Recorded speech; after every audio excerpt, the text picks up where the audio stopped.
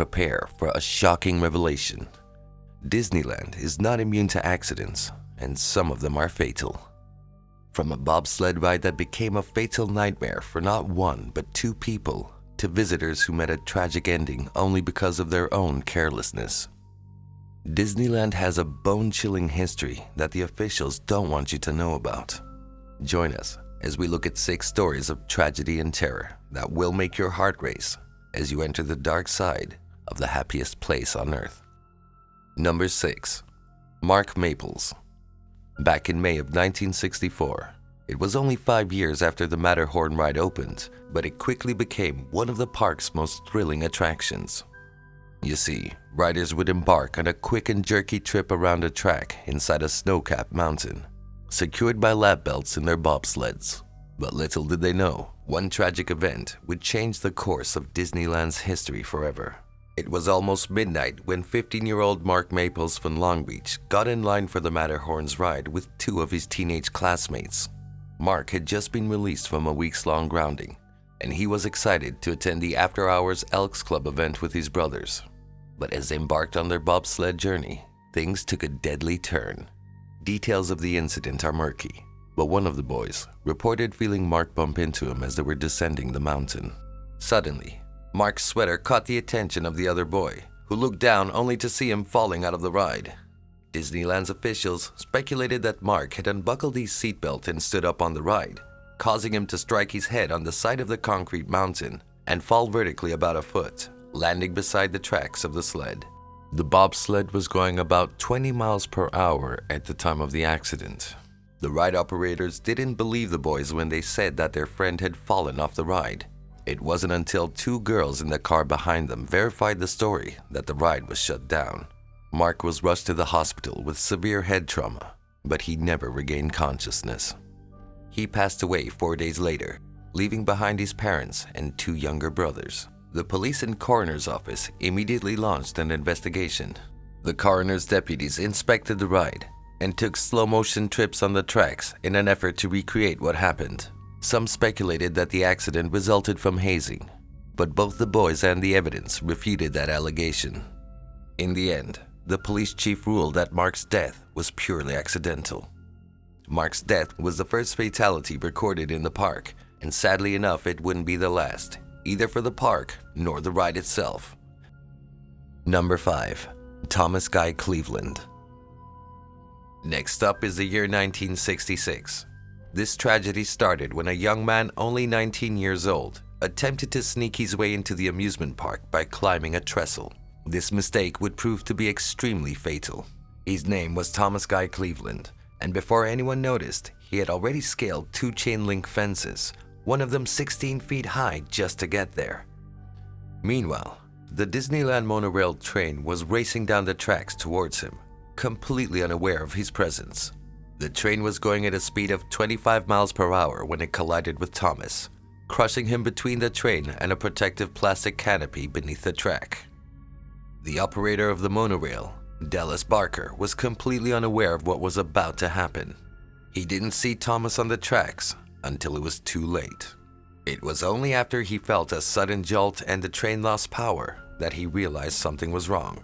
However, 3 security officers saw Thomas on the trestle just moments before the accident. One of them, Paul L. Williams, even shouted out a warning to Thomas to get down, but it was too late. The boy squatted down on the canopy, and that's where the train hit him, dragging him under its carriage. The result was gruesome. Thomas's body was badly mutilated in the tragic incident, and the passengers on board the train had no idea what had just happened. Imagine that. They only felt a slight bump before the train came to a stop. This tragic incident has been etched into the history of Disneyland forever, but it's still nothing compared to the next one on the list. Number 4. Ricky Lee Yama. Have you ever heard of the People Mover? That incredible ride where you could board elevated cars and take a grand tour of the futuristic land. It was a super popular attraction that everyone loved, until it was replaced by rocket rods. But hold on tight, because there's a darker side to the People Mover that not many people know about. It's a story of tragedy and horror that will leave you breathless. In August of 1967, a 17-year-old boy named Ricky Lee Yama met his untimely end while attempting to jump between two moving cars on the ride. Witnesses reported that he lost his balance and fell onto the tracks, where he was run over by an oncoming train and dragged a few hundred feet. Can you imagine the terror of witnessing something like that? But wait, it gets even more unsettling. Another teenager suffered a similar fate in 1980 during Disney's grad night festivities. Gerardo Gonzalez was climbing from car to car when the ride entered a tunnel, and just like Yama, he lost his balance and was crushed by an oncoming train. It's hard to believe that two young lives were lost in such a horrifying way on what was supposed to be a fun ride. And worst of all, both of these deaths could have been avoided. To make matters worse, it was revealed that the People Mover had only been open for a month when Yama's accident occurred, and many of the staff operating the ride were not yet fully trained. This was taken into consideration during the investigation, but it doesn't change the fact that two tragic accidents occurred on the same ride. Number 3. Bogdan de la Roe. Now, buckle up, folks, because the next story will make you think twice about that summer trip to Disneyland this year. It all started on June 22, 1973, when two brothers, Bogdan and Dorian de la Roe, traveled all the way from Brooklyn to visit Disneyland with their family. Unbeknown to them, their adventure would take a dangerous turn. As the sun set on Tom Sawyer's Island, the brothers had the idea to stay behind while staff escorted other visitors back to the main park. They hopped a fence and disappeared into the woods behind the burning settler's cabin. What were they up to? No one knows for sure. Hours went by and the brothers realized they needed to get back to the main park. But what they didn't want was to get caught and get into trouble. So they came up with a plan, and that plan was swimming across the rivers of America. It seemed like a good idea at the time, but it would prove to be fatal. Bogdan carried Dorian on his back, but halfway through the river, tragedy struck. Bogdan slipped and drowned in the murky waters. Dorian was left alone, struggling to stay afloat. It wasn't until a staff boat spotted him doggy paddling that he was rescued. Meanwhile, Disneyland security officers, Anaheim police, and firefighters searched for Bogdan for the next 8 hours. But it was too late. His lifeless body was found the next morning, wedged between some fake rocks near the island. The de la Roe family tried to sue Disneyland, claiming that the Tom and Huck attraction had enticed the brothers into mischief. But Disney is notorious for being secretive about its lawsuits, so not much is known about what happened next. What we do know is that Disney was cleared of any wrongdoing, but the tragic tale of Bogdan and Dorian serves as a chilling reminder that even the happiest places on Earth can turn into a nightmare. Number 2. Philip Strahan. In 1983, a young man named Philip Strahan and his friend attended Disneyland's grad night, a late-night celebration for high school seniors. But as the night wore on, their behavior became increasingly reckless. It was under the cover of darkness when they stumbled upon a motorized rubber raft, carelessly left unattended in an employees-only section of the park.